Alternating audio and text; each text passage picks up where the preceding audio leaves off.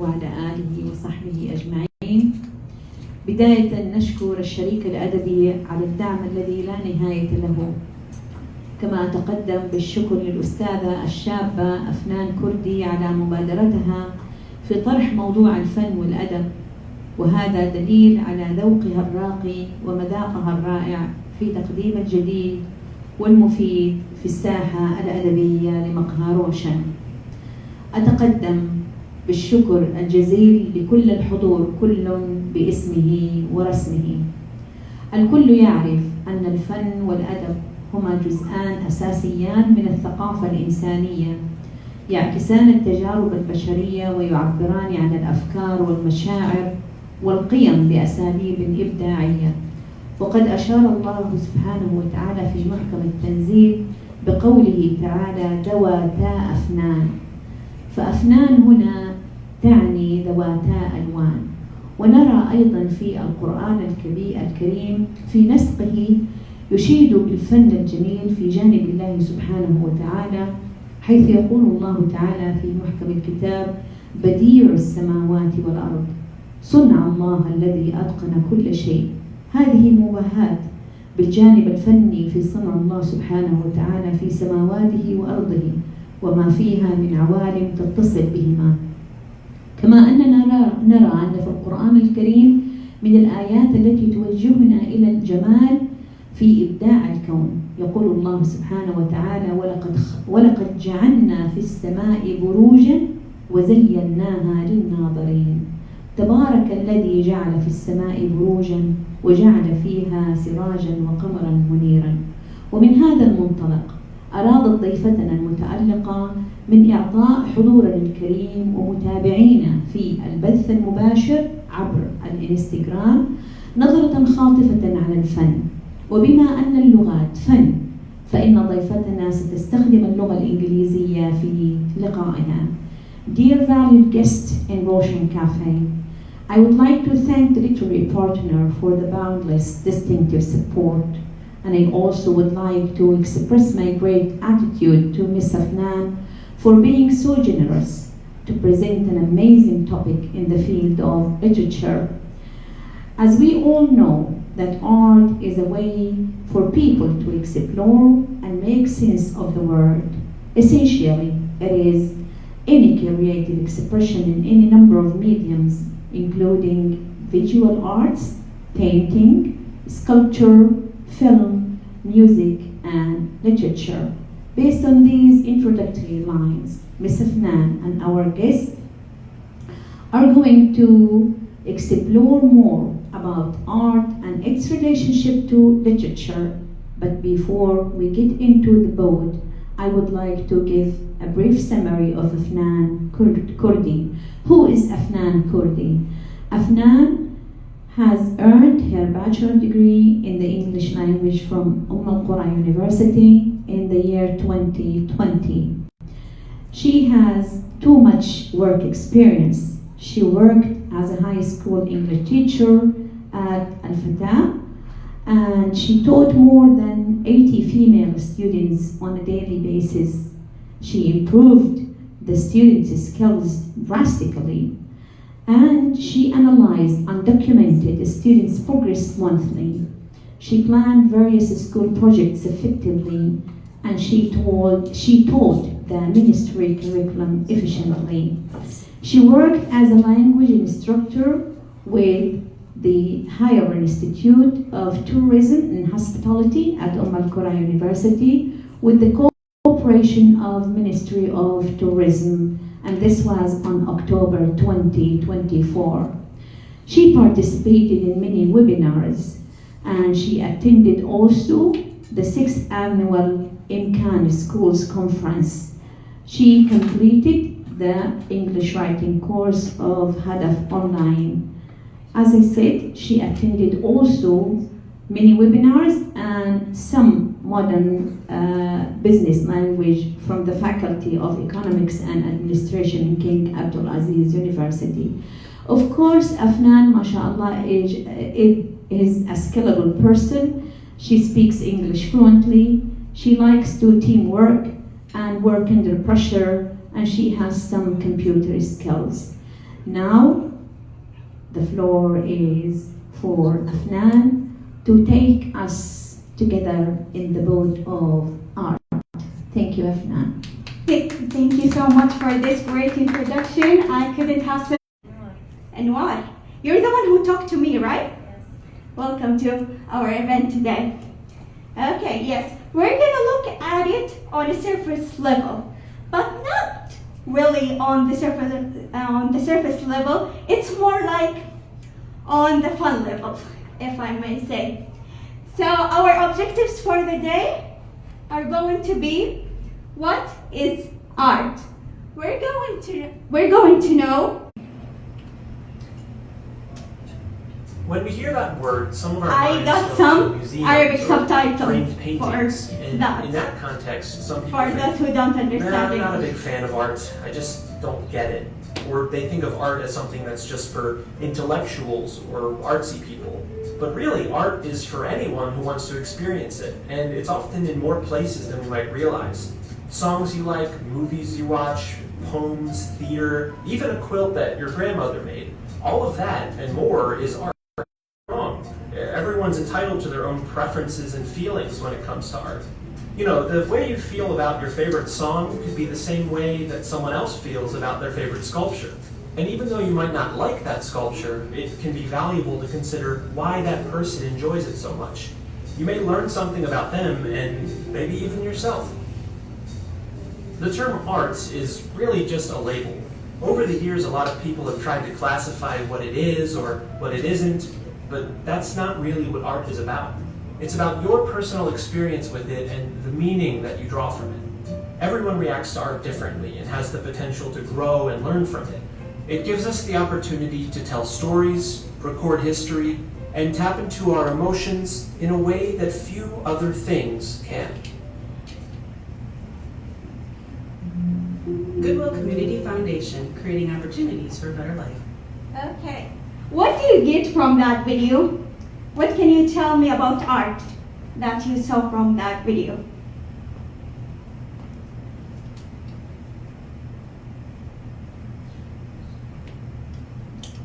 I have some gifts for those who participate with us today.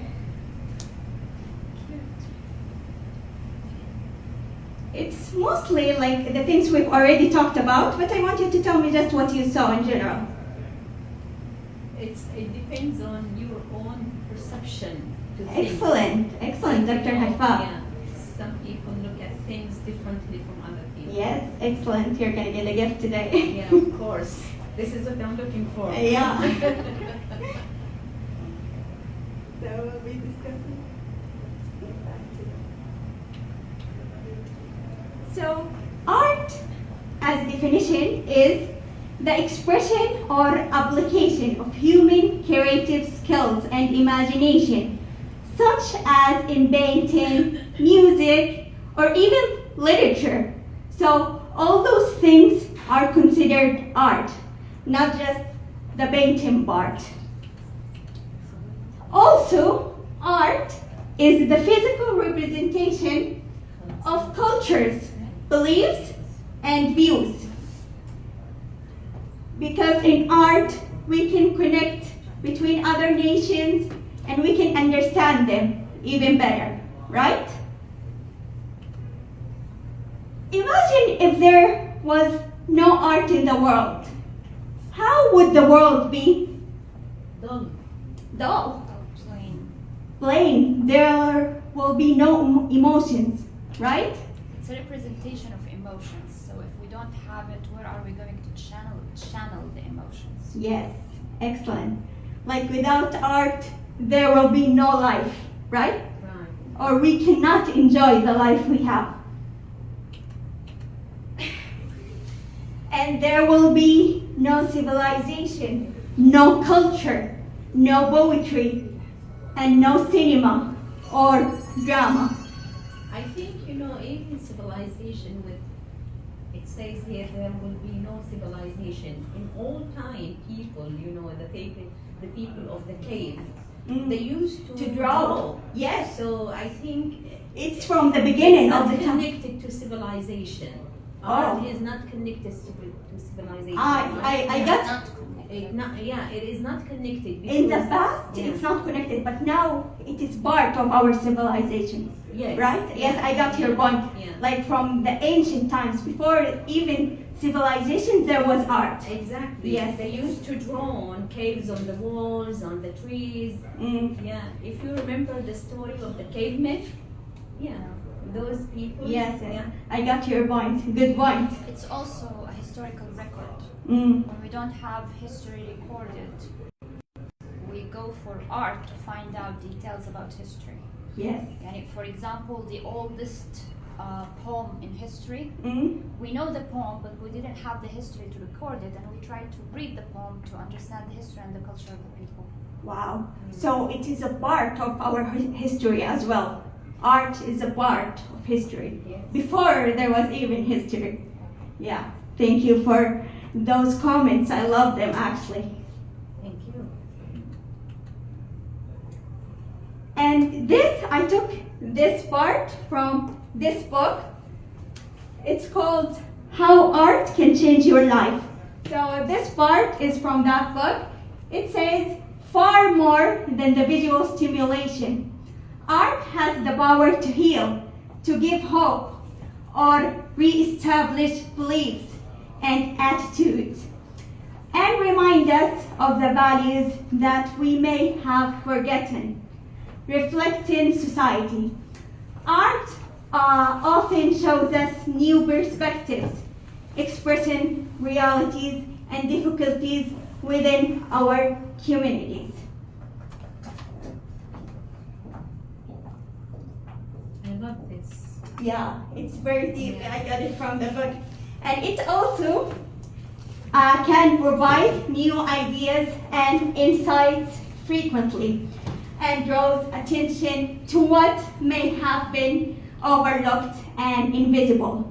And from early in its history, psychology, or the science of mind and behavior that began in the late 19th century, recognized art as an important means of expressing, challenging, and exploring feelings.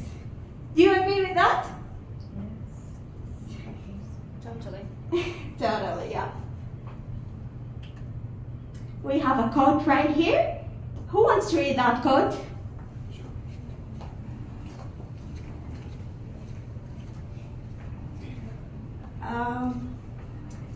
Khulud? Can you read it, please? Yes, we have a mic. Oh, you have a mic. Okay. We tend to think that art is luxury, but it's not that. It gives people deep meaning, deep understanding, and hope for a greater future. Thank you so much, my dear. Okay, the other one. Thank you so much, my dear, for reading that. So many people think that art is a luxury or something extra in our lives, but it is not. It gives deep meaning, deep understanding, and hope for a greater future. Can I say something? Yes, This reminds me of a conversation I had with my brother. My brother is an engineer. really. So for engineers, Art is very important. it's not. It's not? It's not. Why? So our Depends on the major, I engineering, think. Yeah. he's an yeah. aeronautic engineer. That's why. Ah, okay. So anyway, regardless of that, he says he does not relate to art, he does not understand it, he has no space for it. And so we were having this argument, and he was like, the Mona Lisa, for example, they're willing to pay millions of dollars for the Mona Lisa, but I can build the whole building with the same millions and serve people. I will talk about the Mona Lisa Painting. later on. Yeah. I'm glad you brought it. But do you get the idea? Like the Yes. painting, I pay millions for a painting to be hanged on a wall, but with the same amount of money, I can build a building. So what's the point of art? But art gives you a meaning for that building. Maybe he built a house and there was no artistic paintings inside the house. So what's the point, Jan? Me and you, we understand this. But Yes. It's very difficult to convince the non-believers. Yes, yeah, Iman? I want to comment on that. In addition, I think they think that they are superior. That's why. Engineers, They are yes. what? Always. Yes. They are? I didn't hear. Superior. Yes. Engineers, it's a Yes. stereotype about them. They think That's that the they case. know. I wouldn't have said it myself, but since you did, thank you for saying it.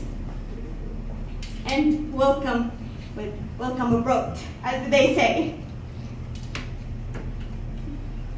And now we will get to the second objective we have talked about. How can art be beneficial to us? Of course, there are many things that we can say about art and how it can be beneficial to us. And I will go through some things with you, ladies and gentlemen.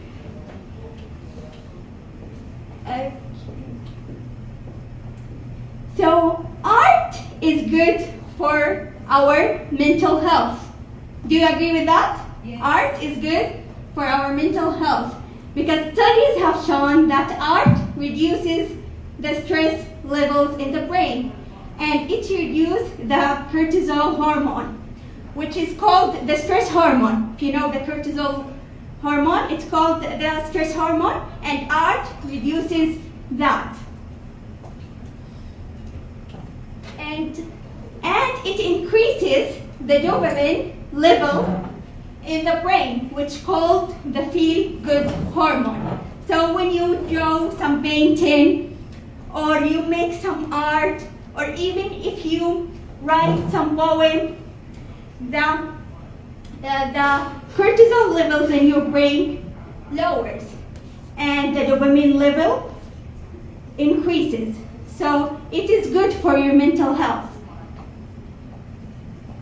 I want to show you a video about this point, that art is good for your mental health. Okay. Arts and crafts hobbies have been proven to focus the brain, lower stress levels, and leave the brain with a calming sense of clarity. I do art because it's very therapeutic and takes my mind off things. Like when I'm stressed, I plug in my headphones and then I just get in my zone. I don't really talk to anyone, and then I just go to work. Creating art boosts the neurotransmitter called dopamine, also known as the motivation molecule. It helps you focus and concentrate and gives you a sense of accomplishment after completing a task. An increase in dopamine lowers the risk of mental health conditions like depression, PTSD, and Parkinson's disease. Coloring can bring a lot of benefits. I've seen a lot of research that shows it reduces anxiety, that it allows people to have more of a meditative state. It allows people to calm down, kind of focus on one task, especially in this very busy, hectic world we have right now. Sometimes to focus on one thing and just let the world kind of fade into the background is very helpful. Because some feel they are not artistic or creative enough to work with a blank canvas, an increasingly popular art trend is therapeutic coloring books.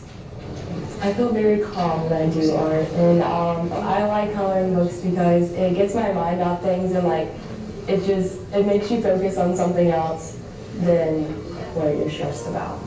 This is Carly reporting for The Buzz.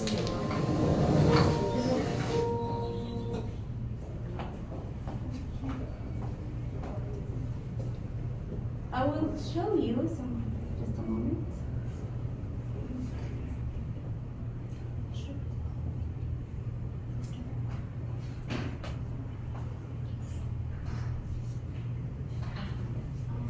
Okay, so you see this one right here, the one on top. It's a little bit similar to the one in the video, right? Yes. Yeah, so it's actually, I didn't paint it, but I was coloring it. I colored it. So it was, as she said, very therapeutic. Excellent. So do you agree with that one? Have you ever tried coloring things like this, or coloring books, or those kind of things? Have you tried it for yourself? Yeah. What was your experience? I got it as a gift when I was studying for my PhD, which is very stressful. And so someone gave it to me as a gift. Because The best kind of gift. It is. It was a trend a few years ago. Everyone does it as a way to. And there are even books that are called art therapy or something like that in English or in Arabic. Yeah. Yeah. So they mentioned. It has a name. Mandala. I I think so. Mandala, there is another name, 2 names for these kinds of painting and drawings. And they consider it sometimes from the Islamic arts. Sometimes they consider it in that genre. I want to talk about Islamic art, but it has to be in a different session, not on this one. Because Islamic arts as itself has a huge things to say. And it has to be alone, not with other things to talk about. Thank you so much for participating, my dear.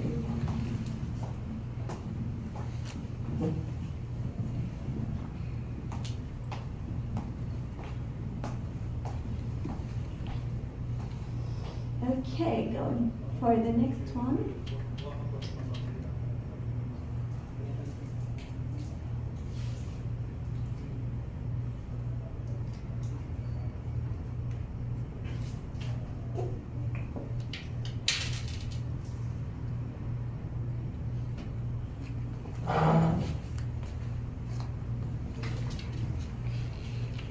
And for the second thing that art is good with is art is a form of communication.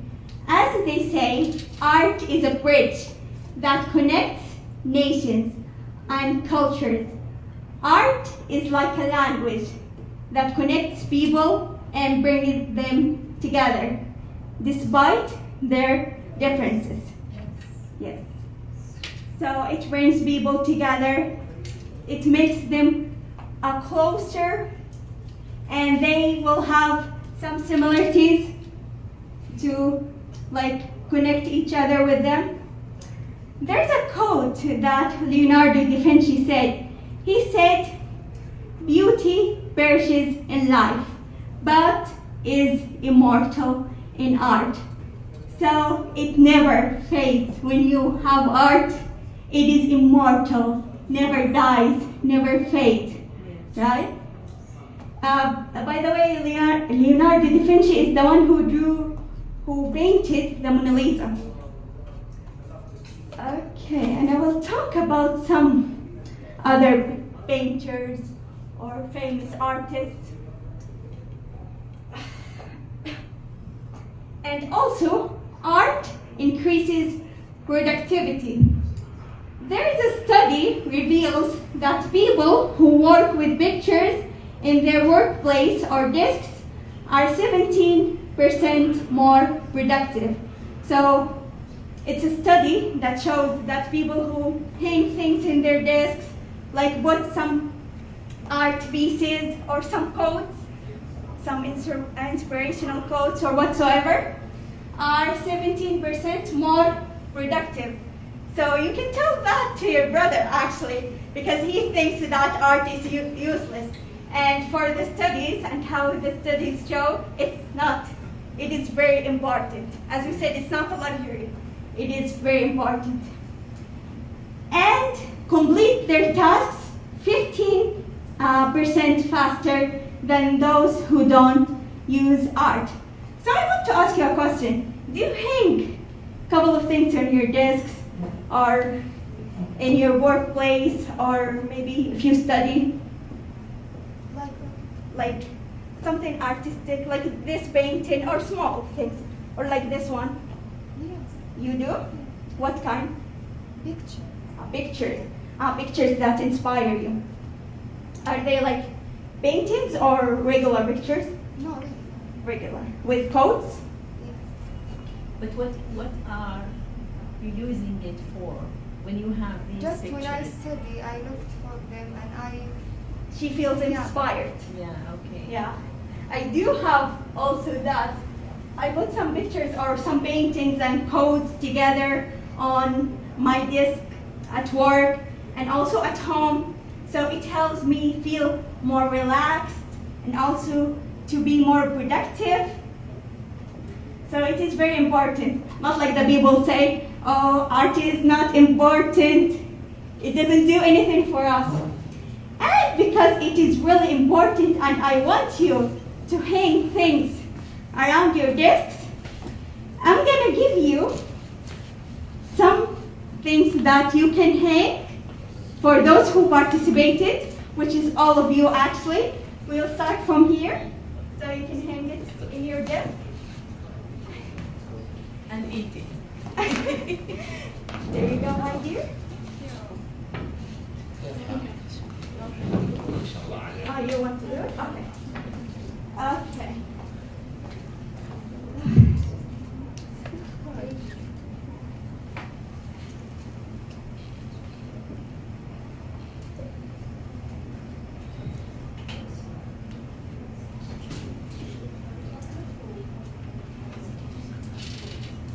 And now it is kind of our last objective for the day. As I said, it's just a glimpse of art. This whole session is just a glimpse. Yes.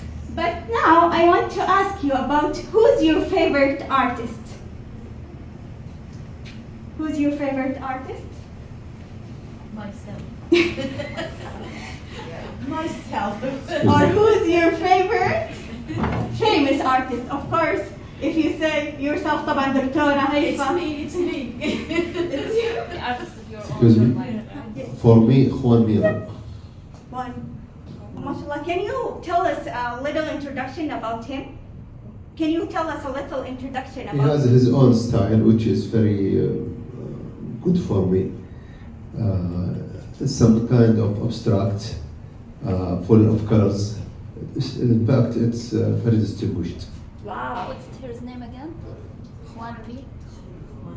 Last but least. What's the name? Juan Miro. He's Italian? Or?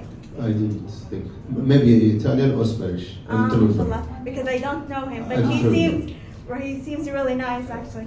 Say about him, you'll find him very interesting. Who's he? That's Read about him, please. yeah. Tell us about him. Tell us about him a little bit.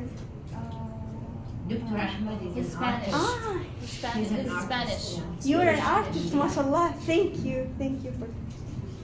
So I pulled out his name. He was born in 1893, Barcelona, Spain. So he's a Spanish artist. Wow. Abstract. Very interesting. Very interesting painting. It has some deep struggles in it, right? It's got some deep struggles. Since you're an artist, what kind of painting do you paint? You're an artist, right? Sculpture. He is, Sculpture. yes. Oh, okay. What kind of sculptures? Graphic designer. MashaAllah. What is it? Graphic designer and Graphic design. Ahmed, give him please the microphone so we need to hear him. Yeah. Okay, since mashallah many of you are artists today, can you tell us a little bit about this painting, which her friend brought it. Mr. Ahmed Mr. Ahmed Al-Isa, an artist. Yes. Can you tell us about what you see on that painting? You can come here if you want. Very beautiful, full of motion. There's a good balance, good colors. Nice. It has some emotions. It feels like the lady is trying to escape something, right? Yes, and this is what I said, motion. Yeah, Some motion. motions, yes. She's trying like to escape something bad from the past. Or maybe she's like going for her future. She wants to discover her future and like letting go of her past. Do you see what I see? Or do you have a different point of view? No, maybe you see It's it a differently. different Yeah, because Yeah. Maybe it affects me that way. Very beautiful painting, by the way. Thank you for Mr. Ahmed. Dr. Ahmed is specialized in English as well. MashaAllah. MashaAllah. English and artist. Wow. The best combinations ever. Ahmed Al-Isa, the one who gave us the painting. He is from Asharqiyya. But Dr. Ahmed Al-Qahtani, he made a workshop here for 3 days about writing poetry. Yeah. It was very interesting. So today I will talk about 3 artists and 4 paintings. Two of the paintings I have, I want you to tell me what you already know about them. They're going to be the Mona Lisa, of course, the most famous painting in the whole world. by Leonardo da Vinci. So for the Mona Lisa, you're going to tell me what you know about her. Okay? This is the first one you're going to tell me about. And the second one I want you to tell me about is going to be, what do you think? Something for Monet? Monet, yes, we're going to talk about, but there's something other than Monet I want you to search for. Something very famous. It's everywhere, you find it. Other than Monet. Something even... Van Gogh? Van Gogh. What is his most famous painting? Starry Night. Starry Night. Excellent. Yes, Starry Night. Yes. So those two paintings, you're gonna tell me what you know about them. And there are two other paintings for, as Dr. Nisreen said, for Monet. This is a picture when he was a little bit younger, Monet. Claude Monet, if you know him. He's a French painter. I'm gonna tell you about him, but for now, I want you to tell me about what you know about the Mona Lisa and Starry Night. Mona Lisa is just, we pay money. We pay too much money. It's overrated, is that what you're Exactly, saying? overrated, yeah. Actually, I will show you a video about the story of the Mona Lisa. Overrated, yeah. And Just pay you tell me what you find out from that video. I will tell you about There are so many stories about it. Yeah, but this is like something very light, very fun, and you will see it. And tell me what you Think find of out. a famous painting. Guess what? You just thought of me. Today I'm the world's most renowned work of art, but it wasn't always this way. My story is full of surprises, and it all began in a studio in Florence.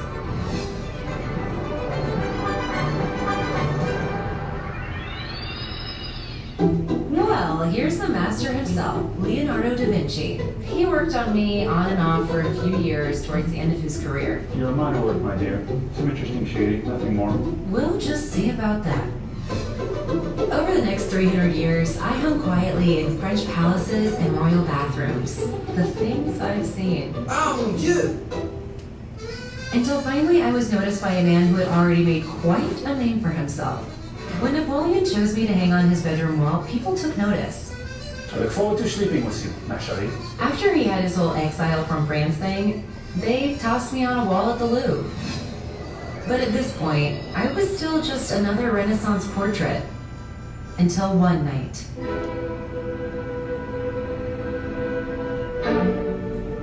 Bella. I was stolen! It was pandemonium. Paris was in an uproar. The police hauled people in left and right. The hysteria hit a fever pitch when the police suspected and interrogated one of the most famous artists in the world, Pablo Picasso. J'accuse. But Picasso was innocent. The thief turned out to be an Italian carpenter. He was caught in Florence, Mamma mia! and I returned to the Louvre. From that day forward, I became the darling of the art world. Everyone wanted to see Napoleon's Da Vinci painting Picasso was suspected of stealing. Soon, tourists crowded in, and most people forgot why I was famous in the first place. That might raise some eyebrows, but not mine, since I don't have any. Oh, you didn't notice I don't have any eyebrows? I told you, I'm full of surprises. Very nice story of the Mona Lisa, right? I love that They showed it in a simple way, yet so fun. It's like a movie, right? No, I love that it's from the perspective of the Mona Lisa. Yes.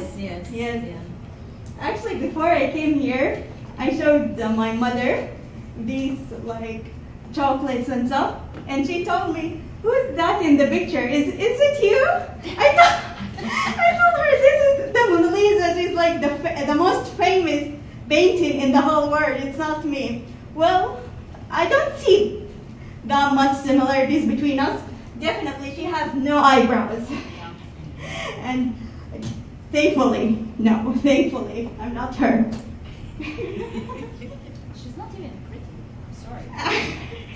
Ooh, don't let them hear you. I mean, No, not as a painting, as a woman. As a woman, well, beauty standards differs from one century to another and one era. So maybe at her time, she was... One of the stories that's been thrown around that it's actually Da Vinci himself painting himself as a woman. Oh, really? Yeah. I heard that he was trying to paint the woman he loves. Or what do you know about the Mona Lisa? It has a mysterious smile. Mysterious Most smile. expensive Yeah. painting in the world. Yeah, and also maybe the real Mona Lisa. She, like, when you stare at her, she looks at you wherever you go. Yeah. Like, Yes. if you walk, you see her staring at you. Yeah. That's kind of creepy. That's kind of creepy. This is for the Mona Lisa, and the other one is Starry Nights for Vincent van Gogh. These two I want you to talk about. Actually, there's a part of the Starry Nights in this book as well. I will just show you the base, and I want someone to tell me. It doesn't have to be all. I want you to give me a little bit of a summary from the book.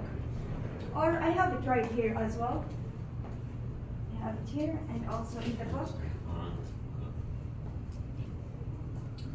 Who wants to give me like a little summary from here and from the book? It's almost the same. So I will give two people. Who wants to participate in the Starry Nights? It doesn't have to be exactly the same as the book. I just want a little summary from here. I mean, we read it and then You we read summarize it? Yes. Summarize it a little, or doesn't have to be the same. And who is the other person? This is almost the same as she will read. Just read it. Or just read it, or you summarize it in your own words. Yeah.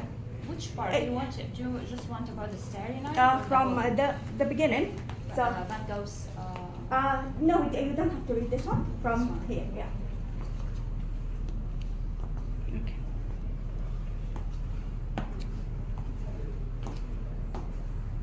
It doesn't have to be all. You can summarize it in your own words, okay?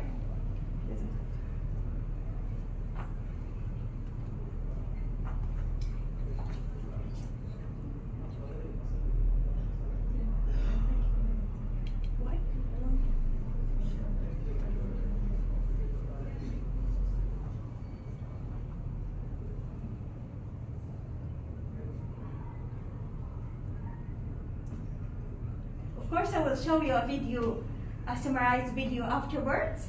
I just want you to give me what you have.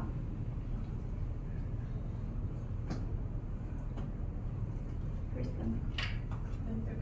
They took it the book. This is interesting. The landscape of emotions about Starry Night. Okay, so what I read here about Starry Night, one of the interesting facts that I actually didn't know is that he painted it during his stay in asylum. And so he was looking through the window and trying to paint that painting during his lucid times, because he had epilepsy at the time and paranoia. So it kind of reflects that, the emotional landscape that he was at the time. And then they describe the painting itself, the village down, and how it's dark, and how the sky has some spots of light, which he added. That's what I understood anyway, which he added later on when he left the asylum, and he noticed daybreak, and so he added those spots of light. Excellent. Clap for her. I love her summary. She gave us the whole point in only a few words. And can you tell us what you found out from that? Thank you so much, my dear. I appreciate it. Thank you. Don't publish it. Yeah. It's for her only. Yes, can you tell us what? It's almost the same as what you said. He was prohibited, I think, to draw, and he was looking to draw the window to the sky. After he could draw, he started drawing this. Yes. This is what I remember. Thank you so much. I appreciate it. Have you taken from this chocolate? Have you taken from? Yes, I have. You have? Okay. Thank you so much. I will show you a little bit video. It is a short one. It is not long. Of course, there are many analyses about this painting. I think many people love it, right? There are even songs and poems about it. Yes. Can you tell us any poems you know about? The first time I heard about Starry Night, I was listening to a song by, what's his name? Julio Iglesias. And he has a song called Starry, Starry Night. And then, so to repeat, the first time I knew about this painting, I knew about it through a song. It's called Starry Night, sung by Julio Iglesias.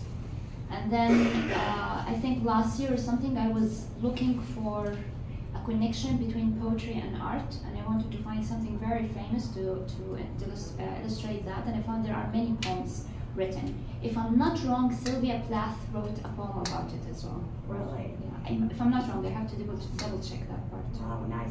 Thank you so much. We always learn from the best. We always learn from the best. Thank you. I will show you a short video about this painting. Vincent van Gogh. The painting. Starry Night by Dutch artist Vincent van Gogh gives the impression that it depicts the view from a hill outside in nature. In reality, however, the painter was in the Saint Paul de Moselle mental hospital at the time of painting due to mental difficulties. The motif corresponds to the view from his sick room at the sanatorium in Saint-Rémy and was created from his memories. It shows a dark blue night sky that takes up most of the picture. The deep blue is interrupted by 11 shining stars and the bright crescent moon in the top right-hand corner. In the center of the sky, a swirl of light can be seen, the meaning of which is not yet clear.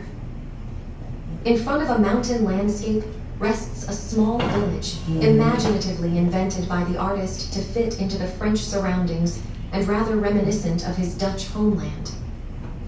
Like a blazing fire, a plant, a cypress, rises up in the foreground and thus connects the different levels of the picture. As the horizon line is very low, this frees up an expansive area for the sweeping sky. Despite the mental turmoil the artist was experiencing at the time, the painting radiates a certain calm and, for some, comfort. This contradiction can also be found in the contrast of colors. While the cypress was painted in somber colors, the moon with the stars appears in bright yellow. This color is also taken up again in the sky, where it is supplemented with white to create the characteristic swirls and harmony. The tranquility of the village and the contrasting discontinuity of the sky represent a further contradiction. The work is categorized as post-impressionist and expresses the painter's subjective feelings. The expressive forms bring this impression to life. In letters from Van Gogh to his brother Theo, he revealed that he himself was dissatisfied with the result of the work. Nevertheless, the starry sky offered him a kind of religious refuge.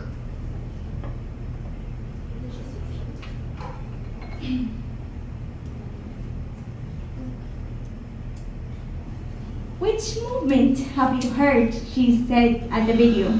At the end of the video, she said some art movement. Post-Impressionism. Excellent, yes. Post-Impressionism. And we're gonna talk about the person who invented, or one of the people who invented the Impressionism movement, which is Claude Monet. He's going to be one of the most famous artists we will going to talk about. Have you ever heard about him? For the non-artists, have you ever heard about Monet? No. That's his picture. So one of the reasons that made me want to talk about him is that there was some art gallery in Jeddah during the summer that that was about Monet and his work, and they talked about the Impressionism. Have anybody gone to that place? I wanted to, but I ended up not doing it. It's the same, actually the same. I really wanted to go there, but I think I was in Dubai at that time. Yeah, so I couldn't go, but I really wanted to. So today I brought it for myself, actually. I'm going to talk about him, and I'm going to talk about the Impressionism, or parts of it. First of all, he's one of the most famous artists. His name is Oscar Claude Monet. He was born in 1840, and he died at 1926. He's a famous French painter and one of the founders of the Impressionism movement. Monet rejected the traditional approach to landscape painting, and instead of copying old masters, he had been learning from the nature itself. Monet observed variations of colors and light caused by the daily or seasonal changes. So he rejected the traditional way of painting because before him, people were always like painting of something traditional. They didn't take things from the nature as Monet did. Do you know what was the first painting that created the Impressionism movement? Okay, we will talk about it, but I will talk about him even more. So he was a key figure in the Impressionist movement that transformed French painting in the second half of the 19th century. Throughout his long career, Monet constantly focused on the landscape and leisure activities of Paris. He led the way to 20th century modernism by developing a unique style that strove to capture on canvas and the act of perceiving nature.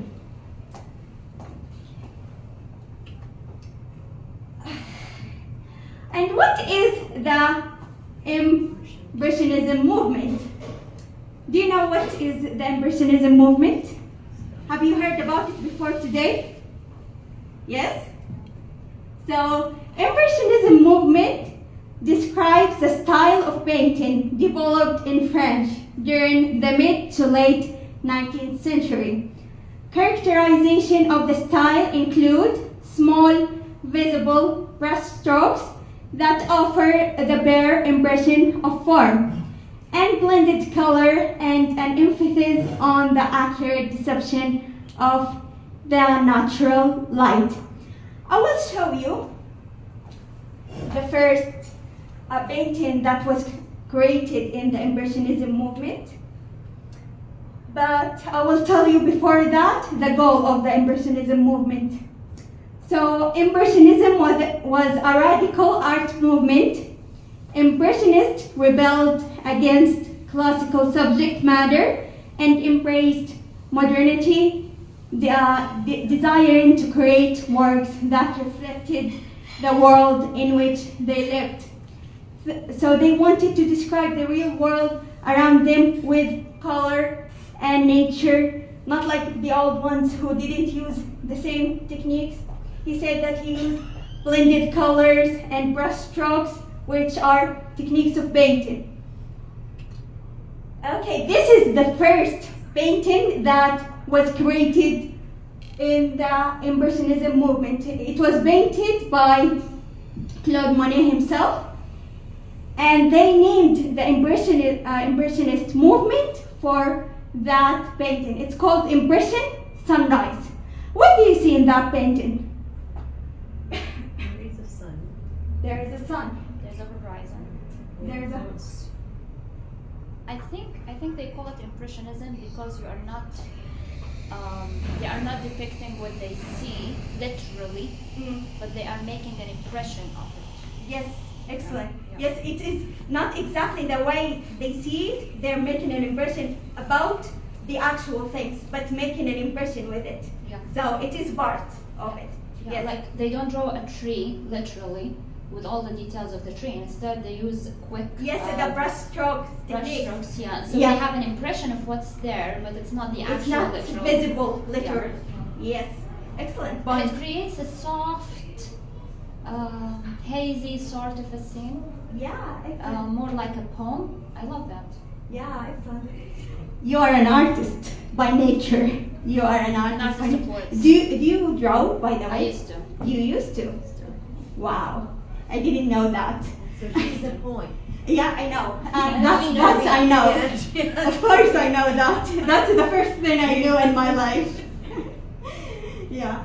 So this scene, along with what you have already mentioned, Monet was describing where he used to live in Paris. And you can also see here the boats, like it's a nature activity, right? And is that a bridge? Yeah. Where? There is something over there. It looks like a bridge, right? The orange? No, underneath. This one? Yeah. That one? This one, yeah. Could be. Actually, yeah, it could be. Yeah, it could be, the bridge in France, maybe. Yes, because he was describing where he used to live. So he was describing the bright burning orange sun rises in the distance, casting rays of light across a calm morning in the port of Le Havre. Or who knows how to read this word in French? Does anyone know? Just make your voice thicker and you will get it. Oh, I think they say it like that. I don't speak French, but I think so. So the water of the port creates small waves that anticipate the day's activity. As we said, they are talking about their everyday's activity in an artistic way. Three fishing boats, as I told you, float into the distance, where construction of a dock is visible. That's what you were saying, yeah, Dr. Haifa, right? Yes. Like the construction of a dock is visible through the morning mist. The color, also blue, green, and white hues, dominating the landscape, are interrupted by the sunlight that radiates across the water. So you can see that in his painting. What I want you just to know that this was the first painting for the Impressionism movement. So it's called Impression Sunrise. Yes. Oh, there's a video I wanted to show you about Monet. Yeah, about this painting. This is a painting by Claude Monet, first shown at Exhibition of the Impressionists in Paris in April 1874. Monet visited his hometown of Le Havre in the northwest of France in 1872 and proceeded to create a series of works depicting the port of Le Havre.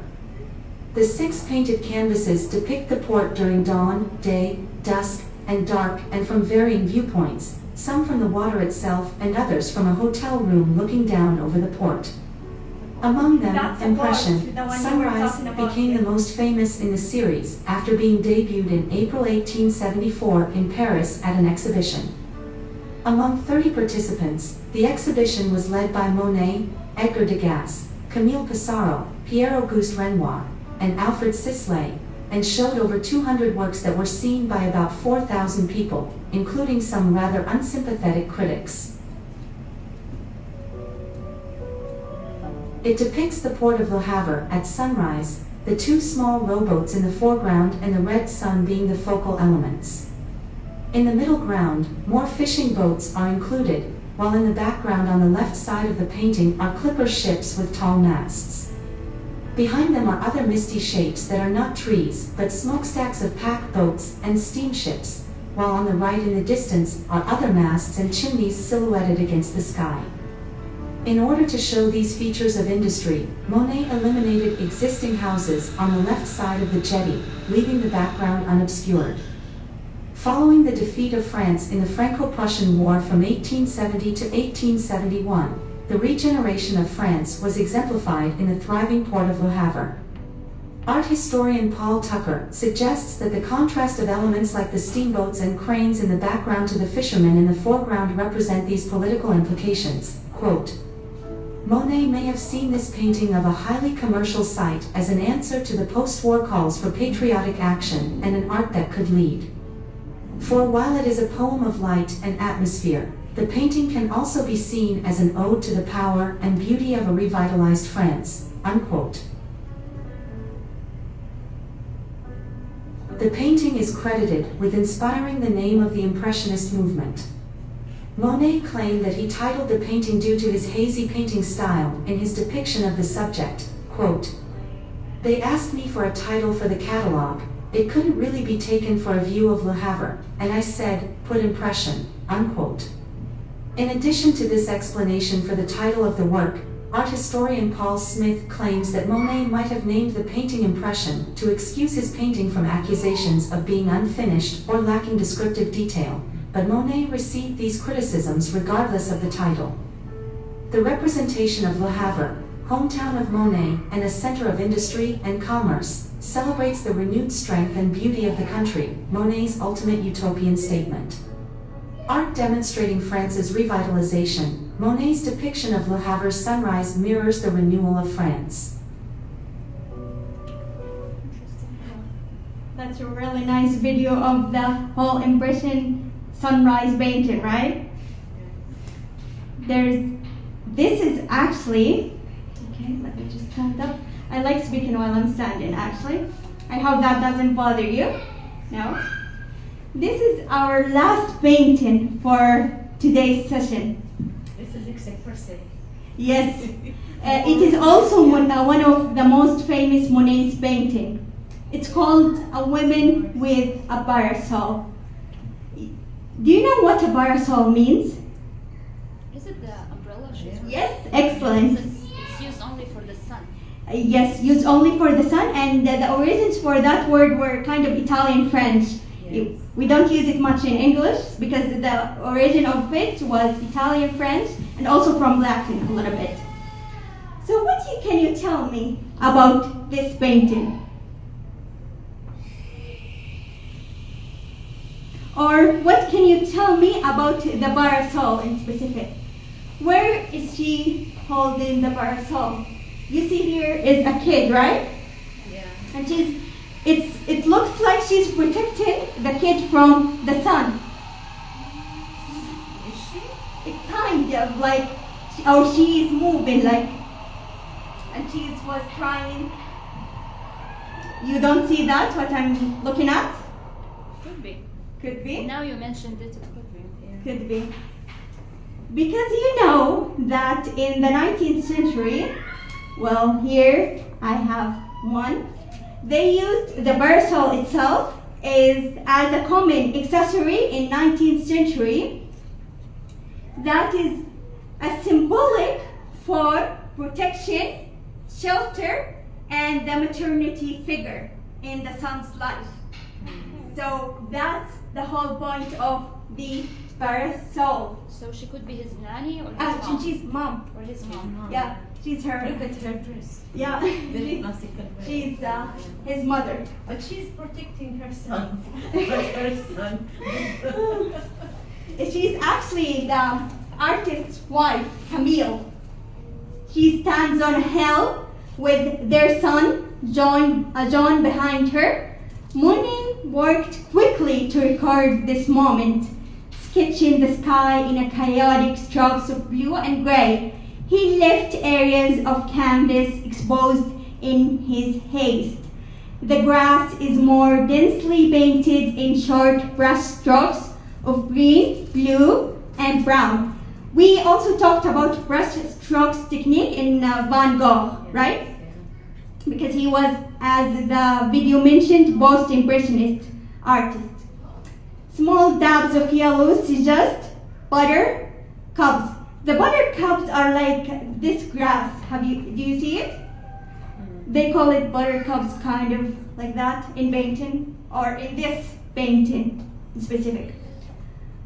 So, and the color is reflected on Camille's sleeve. The dense slashes of brilliant white on the back of her skirt and jacket catch the light, completed in a single outdoor session. This is a celebration of color and light. So this painting is a celebration of color and light. And as I said, what did I say about the parasol? symbolic for the protection and shelter and the maternity figure in her life. And that's why I wanted to end this session with this great painting. I hope you liked it. Yes. Thank you so much for attending all. Thank you. Thank you. Thank you. You did a great job.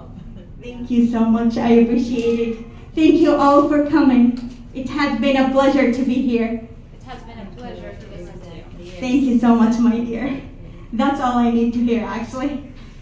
Any comments? Any questions? I need to correct something.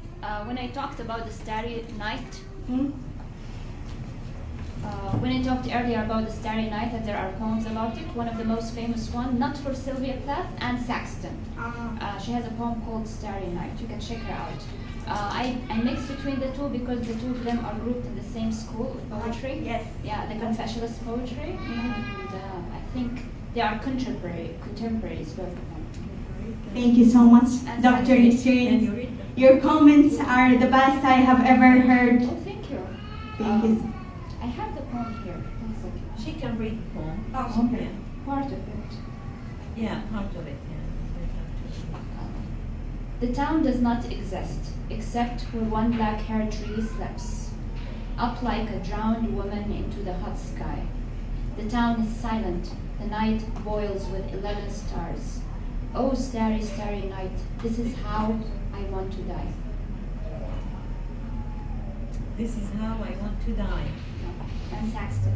If I'm not wrong, I don't know. No, Sylvia Plath is the one who committed suicide, but Anne Saxton had depression as well. Both of them. I don't know, did she commit suicide? I think she had like some mental disease. I don't know what happened after. I think so. No, Sylvia. Sylvia Plath, yes. Yes. She was I don't know. Clinically Yes. diagnosed to have depression, and then she committed suicide. But Anne Saxton, which is in the same school or movement with Sylvia Plath, all of them had depression, by the way. So she ends it, the second stanza. It moves, they are all alive. Even the moon budges in its own orange irons to push children like a god from its eye. The old unseen serpent swallows up the stars. Oh, starry, starry night, this is how I want to die. Into that rushing beast of the night, sucked up by the great dragon, to split from my life with no flag, no belly, no cry.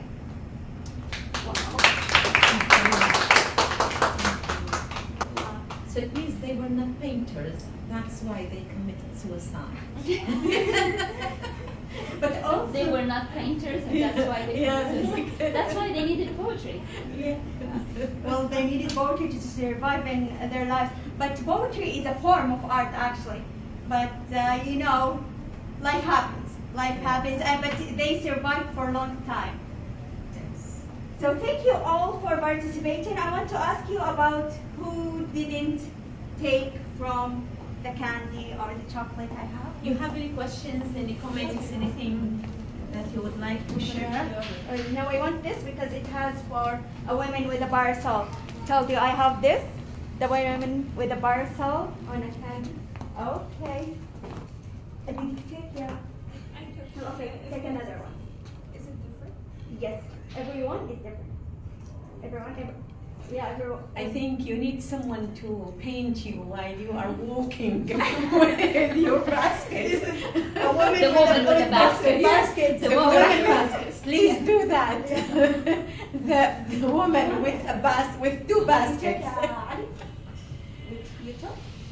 Really? We didn't hear you. طيب احنا طبعا في الأخير في نهاية المطاف ونهاية الجلسة الممتعة صراحة أنا أحسها يعني إبداع. أي ما شاء الله لا قوة إلا بالله، إبداع في العطاء، ثقة بالنفس ما شاء الله، معلومات جدا جميلة وثرية. أتوقع يعني إلا زي كده مثلا ماله في الفن كثيرة رغم إني أنا فنانة، ولكن فني مختلف عما ذكرته أفنان. فيعني حاجة ما شاء الله لا قوة إلا بالله، تشكري عليها يا أفنان، يعطيك العافية. طبعا أنا بس حابة أقول لكم إنه أفنان هذه كانت تلميذة من تلميذاتي، وعشان كده هي بارعة. يعطيك العافية حبيبتي. شكرا حبيبتي، وشكرا لجميع الحضور، يعطيكم العافية. أثريتونا والله بمداخلاتكم وبآرائكم. طبعا معنا بعض الفنانين، معنا بعض الزملاء، أتوقع الكل هنا متخرج قسم لغة إنجليزية، لكن ليس الكل. أوكي طيب، ما في مشكلة. أهلا وسهلا فيكم وحياكم الله. نثمن جهودكم وحضوركم، ونتمنى إن شاء الله نلتقي بكم على خير. حيكون بإذن الله تعالى الأسبوع القادم لقاء عن مع الدكتور عادل الخميس عن الأنثى أيقونة. نسيت صراحة. نعم، وهو جدا جدا موضوع جميل. عمر ممكن تقول لنا إيش العنوان للأسبوع القادم؟ On which day? حيكون أتوقع يوم الثلاثاء، وحيكون مع الدكتور عادل الخميس الزهراني. هو جاينا من جامعة الملك عبد العزيز بجدة، وهو ما شاء الله لا قوة إلا بالله، هو نفسه أيقونة. وأتمنى منكم إن شاء الله بإذن الله تعالى الحضور. هو كان الأنثى أيقونة حاجة زي كده والله. ما عندي.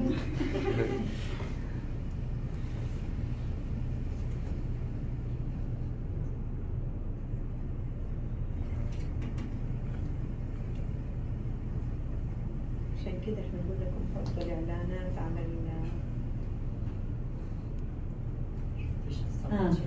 على الأنثى أيقونة الجمال الشعري.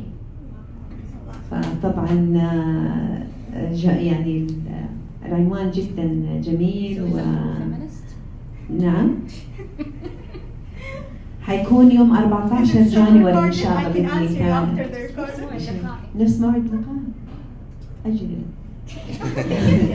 حيكون في يوم 14 بإذن الله تعالى جانوري مع الدكتور زي ما قلت لكم الدكتور عادل خميس الزهراني، وحيكون المحاور لي أو مدير اللقاء الأستاذ وليد الحارثي.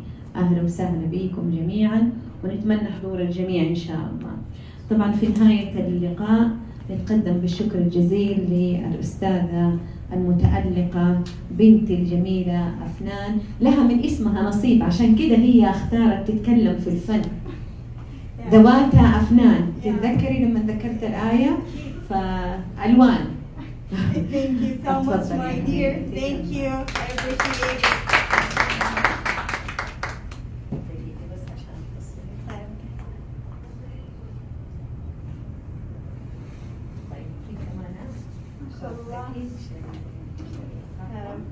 This is the best art session I have ever done in my life. Thank you so much.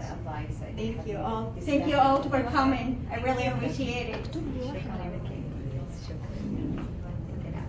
طيب، حان الآن وقت التصوير الجماعي. قفل.